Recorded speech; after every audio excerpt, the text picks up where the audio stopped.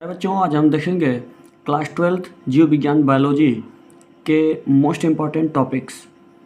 क्योंकि लेसन में तो बहुत सारे पॉइंट्स दिए होते हैं और आपको पढ़ाया भी जाता है, लेकिन सबसे इम्पॉर्टेंट कौन है जो आपके बोर्ड एग्ज़ाम के लिए बेहतर हो और जो जिससे आपको अच्छे खासे नंबर प्राप्त हो सकें। इसमें लेसन 1 के बारे में अगर बात किया जाए तो पुष्पीय पादपों में लैंगिक जनन जो होता है, ये इसका पहला लेसन है। और इस पहले लेसन में हम कौन कौन टॉपिक तैयार करें, जैसे पहला पॉइंट आप तैयार कीजिएगा लघु बीजाणु जनन, दीर्घ बीजाणु जनन, परागण। परागण में 2 परागण होते हैं, स्वपरागण और परपरागण। और चौथा पॉइंट बीजांड की संरचना और 5वां द्विनिषेचन होता है। इसमें टिप्पणी के तौर पे अगर कहा जाए तो आप बहुभ्रूणता टिप्पणी छोटी छोटी पूछी जाती हैं, और अनिषेक जनन और उपयुग्मन ये तैयार कर लीजिएगा टिप्पणी के तौर पे छोटा छोटा, और इनके बारे में पढ़ लीजिएगा। इसके अलावा लेसन 1 में कुछ पढ़ने की आवश्यकता नहीं है, बस क्वेश्चन इन्हीं से बनने वाले हैं और बाहर से आने वाले नहीं हैं। अगर लेसन 2 की बात करें जिसका नाम है मानव जनन, तो इसमें आप केवल और केवल 3 पॉइंट पढ़िएगा, जिसमें युग्मक जनन है आपका, जो आपका युग्मक जनन में आपका शुक्र जनन और अंड जनन 2 होता है, इसको पढ़ लीजिएगा। और इनका जो फ्लो चार्ट बनाया जाता है वो चार्ट बनाना सीख लीजिएगा, फ्लो चार्ट।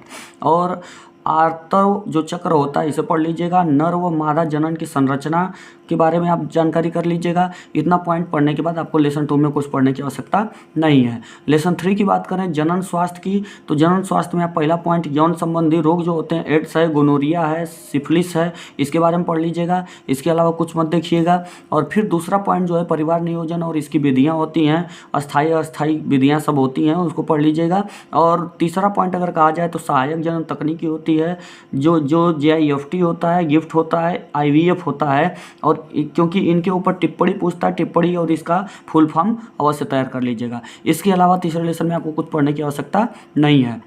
अगर बात करें चौथे लेसन की, तो चौथे लेसन में आपको जिसका नाम है वंशागति और विविधता, इसमें चौथे लेसन में आपको एक संकर संकरण, द्विसंकर संकरण और इनका डायग्राम, और इन दोनों का जो प्रभाविता और पृथक्करण का जो नियम होता है, प्रभाविता का नियम, पृथक्करण का नियम, स्वतंत्र अभिवन का नियम, जो आपका नियम होते हैं या सिद्धांत, इसको तैयार कर लीजिएगा।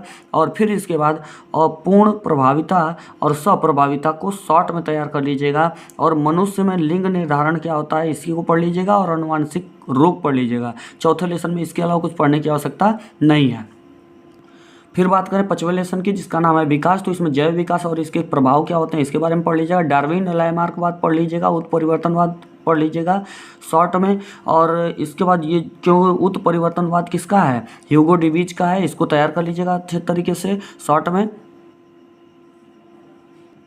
बात करें अगर 6वें लेसन के बारे में, तो 6वें लेसन में आप क्या देखेंगे, पहला पॉइंट देखिएगा जिसका नाम है 6वें लेसन का, जैसे कि वंशगति और आणविक आधार। तो इसमें आप क्या देखेंगे, DNA और RNA के बारे में, और इसके 5 अंतर आप पढ़ लीजिएगा। आनुवांशिक कूट क्या होता है, DNA फिंगर प्रिंटिंग क्या होता है, मानव जीनोम परियोजना और जीन के बारे में पढ़ लीजिएगा 6वें लेसन में। इसके अलावा कुछ पढ़िएगा नहीं, क्योंकि बाकी इतना इंपॉर्टेंट नहीं है। लेसन 7 की बात करें मानव स्वास्थ्य और इसके रोग, तो आप इसमें प्रतिरक्षा तंत्र और इसके प्रकार, प्रतिरक्षी और प्रतिजन, इसके बारे में पढ़ लीजिएगा। डेंगू, मलेरिया, कैंसर, एड्स और जुकाम, ये कुछ इम्पॉर्टेंट जो रोग हैं, इम्पॉर्टेंट शरीर के लिए नहीं होते हैं, जैसे कहने का मतलब ये टॉपिक आपके इम्पॉर्टेंट हैं, तो इसको पढ़ लीजिएगा। इंटरफेरॉन जो आपका है इसे पढ़ लीजिएगा। वैक्सीन पढ़ लीजिएगा 7वें लेसन में। इसके अलावा कुछ पढ़ने की आवश्यकता नहीं है आपको। 8वें लेसन की बात करें तो मानव कल्याण में सूक्ष्म जीव जो होते हैं, इसमें जैसे वाहित मल के उपचार में सूक्ष्म जीव होते हैं, जैव उर्वरक है, घरेलू उपयोग में सूक्ष्म जीव होते हैं, इसको पढ़ लीजिएगा। इसके अलावा 8वें लेसन में कुछ मत पढ़िएगा। लेसन 9 की बात करें तो जैव प्रौद्योगिकी सिद्धांत और प्रक्रम जिसका नाम है, तो इसमें आप आनुवांशिक इंजीनियरिंग पढ़ लीजिएगा। DNA का पूर्ण संयोजन पढ़ लीजिएगा। और प्लाज्मिडस पढ़ लीजिएगा। और जो ये लेसन आपका 10 है, इसमें जैव प्रौद्योगिकी और उपयोग पढ़ लीजिएगा। इसमें BT फसलें होती हैं, ट्रांसजीनिक जीव होते हैं, बायोपायरेसी होती है और इंसुलिन का निर्माण, इसको पढ़ लीजिएगा 10वें लेसन में। इसके अलावा कुछ मत पढ़िएगा। लेसन 11 की बात करें जीव और समष्टियाँ, तो इसमें आप परोपकारिता पढ़ लीजिएगा, परभक्षी पढ़ लीजिएगा, स्पर्धा, परजीविता, स्वभोजिता और अनुकूलन पढ़ लीजिएगा। इसके अलावा आपको कुछ पढ़ने की इस लेवल में आवश्यक। इसके बाद बात करें लेसन 12 के बारे में, तो इसमें आप परितंत्र संरचना पढ़ लीजिएगा। परितंत्र संरचना जो लेसन 12 है, तो इसमें आप क्या पढ़ेंगे, उत्पादक पढ़ लेंगे, अपघटक पढ़ लेंगे, उपभोक्ता जो है, उपभोक्ता प्राथमिक, द्वितीयक और तृतीयक उपभोक्ता होते हैं, इनके बारे में पढ़ लीजिएगा। इसके अलावा लेसन 12 में मत पढ़िएगा।